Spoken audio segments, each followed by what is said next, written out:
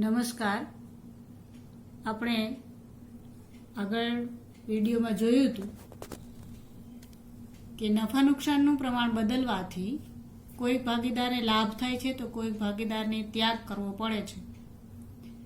તો પ્રશ્ન એ ઉદ્ભવે કે જો કોઈને લાભ થતો હોય અને કોઈને ત્યાગ કરવો પડતો હોય તો ધંધામાં ઘણી બધી મિલકતો અને દેવા હોય છે. આ મિલકતો અને દેવા એની કિંમત નક્કી કરવામાં આવે અને એ કિંમતે એકબીજાને વહેંચણી કરવામાં આવે. કારણ કે જ્યારે નવું પ્રમાણ બદલાય છે ત્યારે ફરીથી નવી ભાગીદારી શરૂ થતી હોય છે. માટે ધંધામાં જે કંઈ મિલકતો અને દેવા પડેલા છે એની કિંમત નક્કી કરવામાં આવે છે. એટલે અહીં એનું નામ આપવામાં આવેલું છે મિલકતો અને દેવાનું પુનઃ મૂલ્યાંકન. પુનઃ મૂલ્યાંકન એટલે કે ફરીથી કિંમત નક્કી કરવી. તો આગળ આપણે જોવાનું છે મિલકતો અને દેવાનું પુનઃ મૂલ્યાંકન અને અસરો. તમે સમજી ગયા કે પુનઃ મૂલ્યાંકન એટલે શું? પુનઃ એટલે ફરીથી, મૂલ્યાંકન એટલે કે મૂલ્ય નક્કી કરવું, ફરી મૂલ્ય નક્કી કરવું એટલે કે ફરીથી કિંમત નક્કી કરવી. કોની કિંમતો નક્કી કરવાની છે? મિલકતો અને દેવાની. કારણ કે નવી ભાગીદારી શરૂ થાય છે. નવી એટલે કે પ્રમાણ બદલાય છે, ભાગીદારીમાં ફેરફાર થાય છે. એટલે નવું પ્રમાણ આવવાથી આ મિલકતો અને દેવાની ફરી નવી કિંમત આંકવામાં આવે છે અને એમાંથી થતો નફો નુકસાન પહેલા વેચી લેવામાં આવે છે અને ત્યારબાદ નવી ભાગીદારી શરૂ થાય છે. એટલે કે નવા પ્રમાણે ભાગીદારી શરૂ થાય છે. તો આપણે જોઈએ મિલકત લેણાની કિંમત વધે તો નફો થાય. જે અહીંયા એક ખાતું બનાવવામાં આવશે, પુનઃ મૂલ્યાંકન ખાતું, જે પુનઃ મૂલ્યાંકન ખાતે જમા કરવામાં આવશે. હવે આ બાબત આપણે વિગતે સમજીએ. મિલકત લેણાની કિંમત એટલે કે તમને પાકું સરવૈયું આપવામાં આવેલું હશે અથવા તો તમે સમજી ગયા વાર્ષિક હિસાબમાં પાકા સરવૈયામાં મિલકત લેણા બાજુ જે કંઈ આપેલું છે, જમીન, મકાન, પ્લાન્ટ, યંત્રો, ફર્નિચર, ફિક્ચર્સ, દેવાદારો, લેણી, હુંડી, આ દરેક કિંમતમાં અથવા તો એમાંની કોઈ પણ કિંમતમાં જો વધારો થાય તો નફો કહેવાય. આવો નફો પુનઃ મૂલ્યાંકન ખાતે જમા કરવામાં આવે. આપણે એક ઉદાહરણ લઈએ. ધારો કે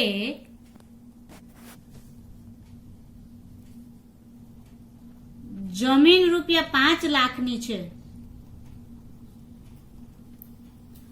હવે પુનઃ મૂલ્યાંકન કરતા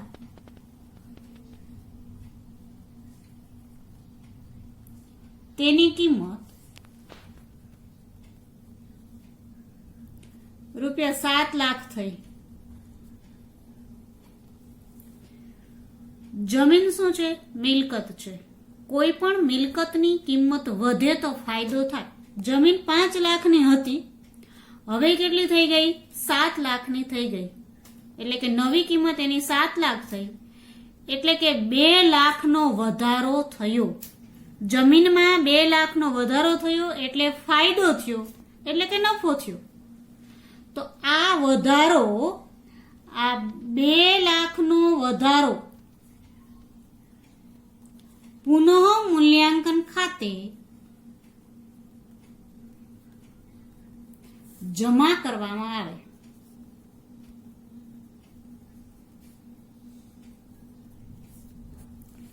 એટલે કે મિલકતની કિંમત જો વધે તો જેટલો વધારો છે એ પુનઃ મૂલ્યાંકન ખાતે જમા કરવામાં આવશે. આ પુનઃ મૂલ્યાંકન ખાતું આપણે અહીંયા શીખવાનું છે. એની પહેલા આ બાબત બધી સમજી લેવી ખૂબ જરૂરી છે. એટલે પુનઃ મૂલ્યાંકન ખાતું એ આમ જોઈએ તો નફા નુકસાન ખાતા જેવું છે. આગળ આપણે વાર્ષિક હિસાબોની અંદર નફા નુકસાન ખાતું બનાવતા હતા એના જેવું જ પુનઃ મૂલ્યાંકન ખાતું છે. નફો થાય તો જમા બાજુ અને ખોટ જાય તો ઉધાર બાજુ. તો અહીંયા પણ એવું જ કરવાનું છે. તમારે માત્ર એટલી સમજૂતી અહીંયા લેવાની છે કે મિલકતની કિંમત વધે તો ફાયદો થાય એટલે કે નફો થાય. આ નફો પુનઃ મૂલ્યાંકન ખાતે જમા કરવાનો છે. અહીંયા તમે સમજી ગયા છો કે જમીન 5 લાખની હતી, 7 લાખ થયા, 2 લાખનો ફાયદો થયો, 2 લાખનો વધારો એટલે નફો, અને આ નફો પુનઃ મૂલ્યાંકન ખાતે જમા કરવામાં આવે. આવી જ રીતે જમીન, મકાન, પ્લાન્ટ, યંત્રો, જમીન, મકાન, પ્લાન્ટ, યંત્રો, ફર્નિચર, દેવાદારો, રોકાણો, આવી મિલકત લેણા બાજુની તમામ મિલકતોમાંથી કોઈ પણ મિલકતમાં જો વધારો થાય તો ફાયદો ગણાય, અને આવો ફાયદો પુનઃ મૂલ્યાંકન ખાતે જમા કરવામાં આવશે. હવે આપણે બીજું જોઈએ, આનાથી વિરુદ્ધ મિલકત લેણામાં ઘટાડો થાય તો ખોટ. હવે જો આ બરાબર તમને સમજાઈ ગયું તો આનાથી વિરુદ્ધ મિલકત લેણામાં ઘટાડો થાય તો ખોટ થાય, અને આવી ખોટ પુનઃ મૂલ્યાંકન ખાતે ઉધાર કરવામાં આવે. ઉદાહરણ આપણે જોઈએ, મકાન ₹1,50,000 નું હતું. હવે તેની કિંમત ₹1,00,000 થઈ. મકાન કેટલાનું હતું? 1,50,000 નું. હવે તેની કિંમત કેટલી થઈ ગઈ? 1,00,000 થઈ ગઈ. એટલે કે મકાનની કિંમતમાં 50,000 નો ઘટાડો થયો. મકાનની કિંમતમાં 50,000 નો ઘટાડો થયો. આ ઘટાડો થયો એટલે કે ખોટ ગઈ.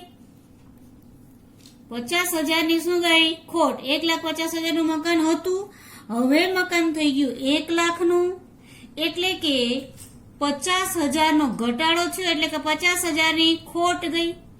તો આવી ખોટ પુનઃ મૂલ્યાંકન ખાતે ઉધાર થાય. એટલે આ 50,000 પુનઃ મૂલ્યાંકન ખાતે ઉધાર બાજુ લખવામાં આવે. એટલે કે પુનઃ મૂલ્યાંકન ખાતાની ઉધાર બાજુ 50,000 લખવામાં આવે. બીજું ઉદાહરણ આપણે લઈએ. ધારો કે યંત્ર 50,000 ના છે. યંત્ર 50,000 ના છે અને એની કિંમત 40,000 થઈ જાય તો સ્વાભાવિક જ છે કે 10,000 નો ઘટાડો થયો એટલે ખોટ ગઈ, જે પુનઃ મૂલ્યાંકન ખાતાની ઉધાર બાજુ લખાય. એવી જ રીતે ધારો કે કોઈ દાખલામાં એવું આપેલું હોય કે યંત્ર 50,000 ના છે અને હવાલામાં તમને એવું કીધું હોય કે યંત્ર પર 10% ઘસારો ગણો, તો 50,000 ના 10% એટલે 5,000 થાય. એ 5,000 ઘટાડો થયો, જે ઘસારા તરીકે પુનઃ મૂલ્યાંકન ખાતાની ઉધાર બાજુ લખવામાં આવશે. કોઈ પણ રીતે જો મિલકત લેણામાં ઘટાડો થાય તો પુનઃ મૂલ્યાંકન ખાતાની ઉધાર બાજુ લખવામાં આવશે. બીજું એક ઉદાહરણ લઈએ આપણે. ધારો કે દેવાદારો છે. તમને પાકા સરાયામાં દેવાદારો આપેલા છે અને હવાલામાં ગાળખાત અનામત રાખવાનું કીધું છે. ઉદાહરણ લઈએ આપણે.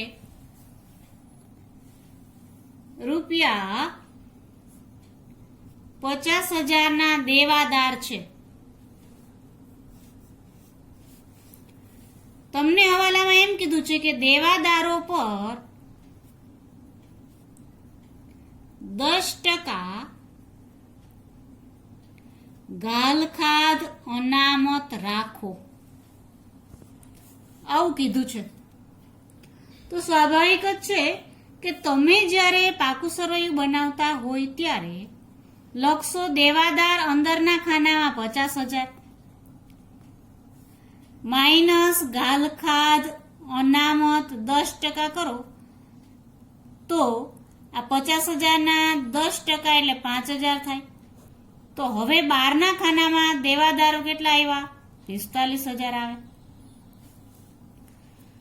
તો પહેલા તમારા દેવાદારો 50,000 હતા, હવે થઈ ગયા 45,000, એટલે કે 5,000 નો ઘટાડો થયો. શેને કારણે થયો? ગાલઘાત અનામતને કારણે. તો આ 5,000 જે ઘટાડો થયો છે એ ખોટ ગણી અને પુનઃ મૂલ્યાંકન ખાતે ઉધાર કરવામાં આવશે. અહીં ₹5,000 પુનઃ મૂલ્યાંકન ખાતે ઉધાર થશે. દેવાદાર શું છે? મિલકત. મિલકતની કિંમત ગઈ ટી એટલે ખોટ ગઈ, એટલે પુનઃ મૂલ્યાંકન ખાતાની ઉધાર બાજુ લખવામાં આવશે. તો આવી રીતે કોઈ પણ મિલકતમાં ઘટાડો થાય તો પુનઃ મૂલ્યાંકન ખાતે ઉધાર કરવાનું છે, અને જો કોઈ મિલકતમાં વધારો થાય તો પુનઃ મૂલ્યાંકન ખાતે જમા કરવાનું છે. હવે આગળ આપણે જોઈએ નંબર 3, દેવા અને જોગવાઈની કિંમત વધે તો ખોટ, જે પુનઃ મૂલ્યાંકન ખાતે ઉધાર થાય. દેવાની કિંમત વધે એટલે કે દેવું ચૂકવવાનું છે. દેવાની કિંમતમાં વધારો એટલે ખોટ. દેવા અથવા તો જોગવાઈ. દેવા અથવા જોગવાઈની કિંમતમાં વધારો થાય તો ખોટ ગણાય. આપણે એક ઉદાહરણ લઈએ લેણદારોનું. લેણદારો 40,000 ના છે. 40,000 ના લેણદારો હતા, પરંતુ તેમને 50,000 ચૂકવવા પડે તેમ છે. લેણદારો કેટલા ના હતા? 40,000 ના હતા. પણ હવે જો એની નવી કિંમત આંકતા 50,000 થઈ જાય, 50,000 ચૂકવવા પડે એમ છે એવું કહેવામાં આવેલું હોય, તો તમારે 40,000 ચૂકવવાના હતા અને હવે 50,000 ચૂકવવાના છે, એટલે કે 10,000 ની ખોટ ગઈ. આ 10,000 ખોટ કહેવાય. તો 10,000 ખોટ જે પુનઃ મૂલ્યાંકન ખાતે ઉધાર કરવામાં આવશે. પુનઃ મૂલ્યાંકન ખાતે ઉધાર થશે. એનાથી વિરુદ્ધ દેવાની કિંમત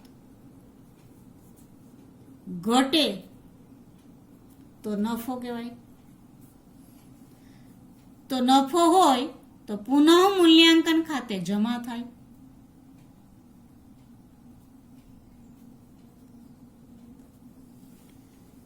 આ જ ઉદાહરણ આપણે લઈએ. લેણદારોની જ વાત કરીએ આપણે કે લેણદારો 40,000 ના છે, પરંતુ 10% લેણદારોને હવે ચૂકવવા નહીં પડે. આવું તમને કહેવામાં આવેલું હોય. લેણદારો છે કેટલાના? 40,000 ના છે. તમને પાકું સરોય આપેલું હશે, એમાં લેણદારો મૂડી દેવા બાજુ બતાવેલા હશે. તો લેણદારો 40,000 ના છે, પણ હવાલામાં તમને એમ કીધું કે 10% લેણદારોને હવે ચૂકવવા નહીં પડે. તો તમે 40,000 ના 10% એટલે 4,000 રૂપિયા થયા. તો આ 4,000 રૂપિયા હવે ચૂકવવા નહીં પડે. ચૂકવવા નહીં પડે એટલે શું થયું? ફાયદો થયો. ફાયદો એટલે કે નફો થયો. આવો નફો એટલે કે ₹4,000 પુનઃ મૂલ્યાંકન ખાતે જમા થશે.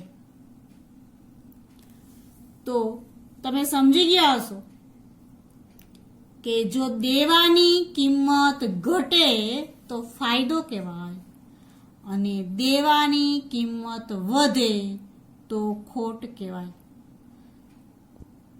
ફાયદો થતો હોય તો પુનઃ મૂલ્યાંકન ખાતે જમા કરવાનું અને નુકસાન જાતું હોય તો પુનઃ મૂલ્યાંકન ખાતે ઉધાર કરવાનું છે. બીજી એક બાબત આપણે જોઈએ. તમને હવાલામાં એમ કીધું હોય ચૂકવવાના બાકી ખર્ચા ₹5000 છે. આવું તમને હવાલામાં કીધેલું છે. ચૂકવવાના બાકી ખર્ચા 5000 છે. તો આનો અર્થ શું થયો? ચૂકવવાના બાકી ખર્ચા એટલે દેવું કહેવાય. શું કહેવાશે? દેવું. દેવાના છે, ચૂકવવાના છે. તો દેવામાં વધારો થયો. દેવામાં વધારો થયો એટલે ખોટ કહેવાય. તો આવી ખોટ પુનઃ મૂલ્યાંકન ખાતે ઉધાર થાય. એટલે આ 5000 રૂપિયા પુનઃ મૂલ્યાંકન ખાતે ઉધાર કરવામાં આવશે. તો 4 બાબતો આપણે જોઈ. આની નોંધ તમે ફેરનોટમાં નોટબુકમાં કરી લેશો. મિલકત લેણાની કિંમત વધે તો નફો કહેવાય, જે પુનઃ મૂલ્યાંકન ખાતે જમા થાય. મિલકત લેણામાં ઘટાડો થાય તો ખોટ કહેવાય, જે પુનઃ મૂલ્યાંકન ખાતે ઉધાર થાય. દેવા અને જોગવાઈની કિંમત વધે તો ખોટ કહેવાય, જે પુનઃ મૂલ્યાંકન ખાતે ઉધાર થાય. દેવા અને જોગવાઈની કિંમત ઘટે તો નફો કહેવાય, જે પુનઃ મૂલ્યાંકન ખાતે જમા થાય. બીજા અર્થમાં કહીએ તો હું તમને પાકું સરવૈયું બતાવું. આ પાકા સરવૈયાને ધ્યાનમાં રાખીને પણ તમે આ બાબત સમજી શકશો. આપણી પાસે એક પાકું સરવૈયું છે. પાકું સરવૈયું 2 ભાગમાં વહેંચાયેલું હોય, તમે જાણો છો, મૂડી દેવા અને મિલકત લેણા. હવે આ બાબત આપણે જોઈએ કે મિલકત લેણા બાજુ જમીન, મકાન, યંત્રો, રોકાણો, દેવાદાર, લેણી ઊંડી, બેંક શિલક, રોકડ શિલક, મળવાની બાકી આવક અને આ ખર્ચો. આટલી બાબતો વિગતો આપેલી છે. આ સિવાય પણ અન્ય વિગતો કંઈ પણ મિલકત લેણા બાજુ આપેલી હોય, એટલે કે મિલકતો અને લેણા હોય. આ મિલકતો અને લેણામાં એટલે કે આ બાજુના ભાગમાં આ કોઈ કિંમતમાં જો વધારો થાય તો ફાયદો ગણાય. અહીંયા આમાં જો વધારો થાય તો શું થયું?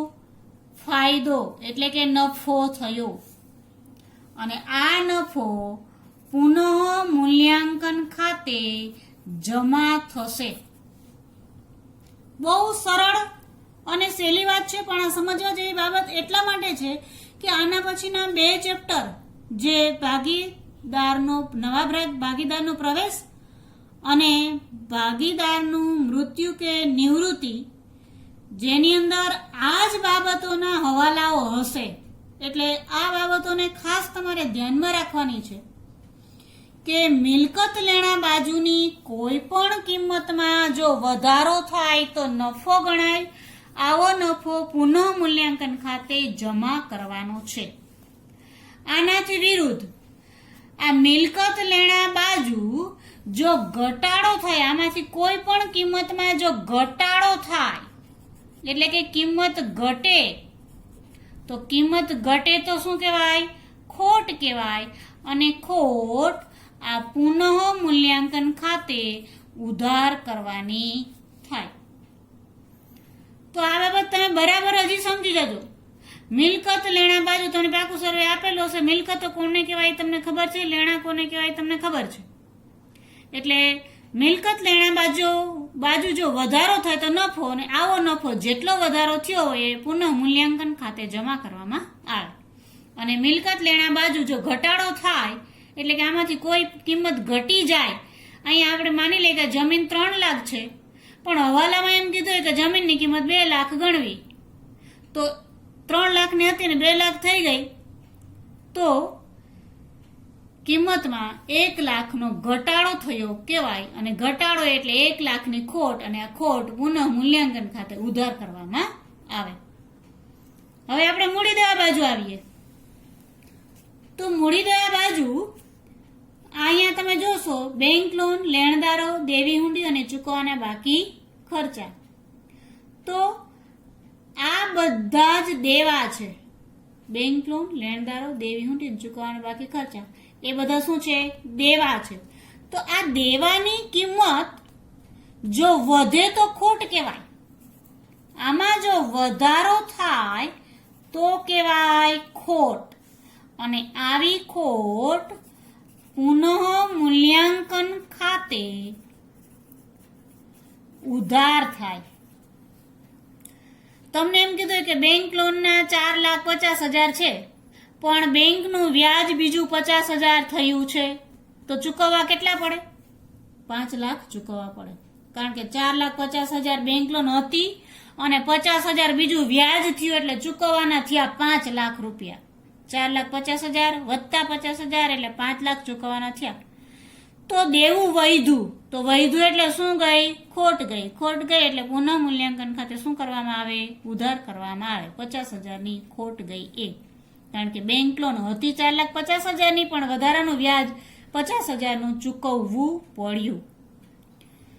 એવી જ રીતે ધારો કે અહીંયા આપણે જોઈએ ચૂકવવાના બાકી ખર્ચા 18,000 છે, પણ હવાલામાં તમને એમ કીધું હોય કે ચૂકવવાના બાકી વધારાના ખર્ચા રૂપિયા 10,000ના છે, તો 18,000 તો ચૂકવવાના છે, બીજા વધારાના 10,000 ચૂકવવાના થાય તો ખોટ કહેવાય, જે પુનઃ મૂલ્યાંકન ખાતે ઉધાર થાય.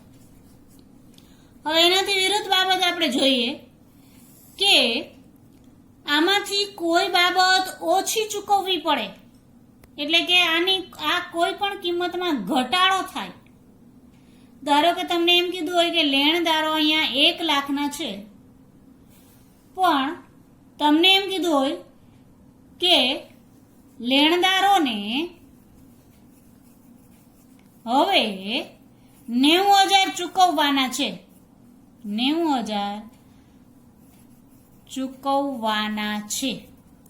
હતા કેટલાના લેણદાર? 1 લાખના. હવે ચૂકવવાના કેટલા છે? 90,000. એટલે કે 1 લાખ ચૂકવવાના હતા, એને બદલે હવે 90,000 ચૂકવવાના છે. તો શું થયું? ફાયદો થયો, એટલે કે નફો થયો. જો નફો થયો હોય તો પુનઃ મૂલ્યાંકન ખાતે જમા કરવામાં આવશે.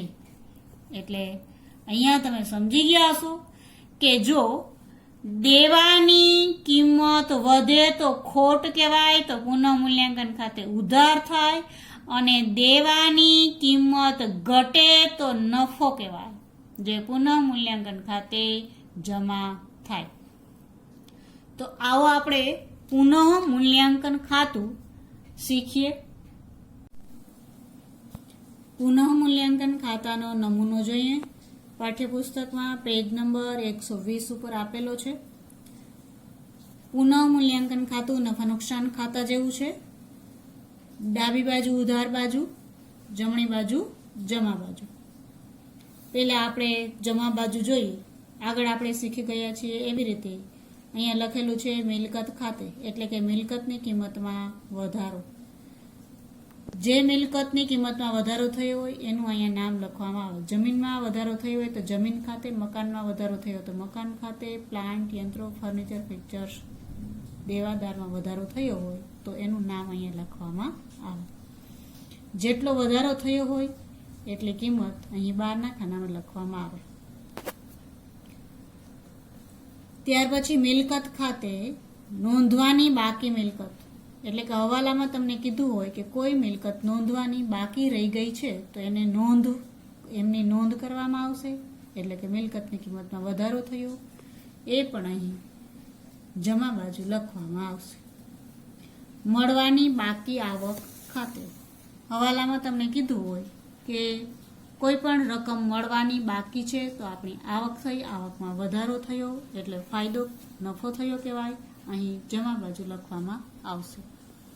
અગાઉથી ચૂકવેલ ખર્ચ ખાતે, કોઈ પણ ખર્ચ અગાઉથી ચૂકવી દીધો હોય તો જે તારીખે હિસાબો કરતા હોય એ તારીખે ચૂકવવાનો નહોતો, છતાં પણ ચૂકવેલો હોય તો એ નફો ગણાય, એટલે કે લેણું ગણાય એ તારીખનું, એટલે અહીં જમા બાજુ લખવામાં આવશે.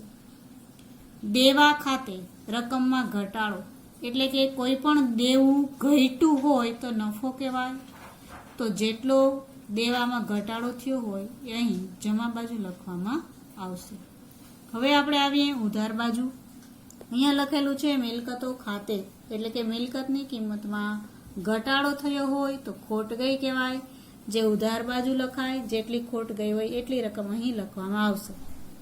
ઘાલખાત અનામત ખાતે દેવાદારો ઉપર ઘાલખાત અનામત રાખવામાં આવતી હોય છે. હવાલામાં કીધું હોય કે આટલા ટકા ઘાલખાત અનામત રાખો તો દેવાદારમાં ઘટાડો થયો ગણાય, જે અહીં ઉધાર બાજુ પુનઃમૂલ્યાંકન ખાતામાં લખવામાં આવશે. એ જ રીતે દેવાદાર પર વટાવ અનામત રાખવાનું કીધું હોય અને દેવાદારમાં ઘટાડો થાય તો વટાવ અનામતની જે રકમ હોય એ અહીં બહારના ખાનામાં લખવામાં આવશે. આ બંને વિશે વિગતે આપણે અન્ય હવાલાઓમાં જોશું. દેવા ખાતે દેવામાં વધારો, કોઈ પણ દેવું વધારે ચૂકવવું પડે તો ખોટ ગઈ કહેવાય, જે અહીં પુનઃમૂલ્યાંકન ખાતાની ઉધાર બાજુ લખવામાં આવશે. ચૂકવવાના બાકી દેવા ખાતે કોઈ પણ ખર્ચ ચૂકવવાનો બાકી હોય તો નુકસાન ગણાય, એટલે કે હજી ચૂકવવાના છે, દેવું વૈધું કહેવાય, જે પુનઃમૂલ્યાંકન ખાતાની ઉધાર બાજુ લખવામાં આવશે. તો આટલી નોંધ કરી લીધા પછી બંને બાજુના સરવાળા કરવામાં આવે અને આપણે નફા નુકસાન ફાળવણી ખાતું જે રીતે બંધ કરીએ એ પ્રમાણે જો જમા બાજુનો સરવાળો વધારે હોય તો એમાંથી ઉધારની રકમ બાદ કરીએ તો નફો આવે, જે ભાગીદારો જૂના પ્રમાણમાં વેચી લે. આપણે વેચવાનું છે જૂના પ્રમાણમાં, કારણ કે આમાં પ્રમાણ બદલાય છે.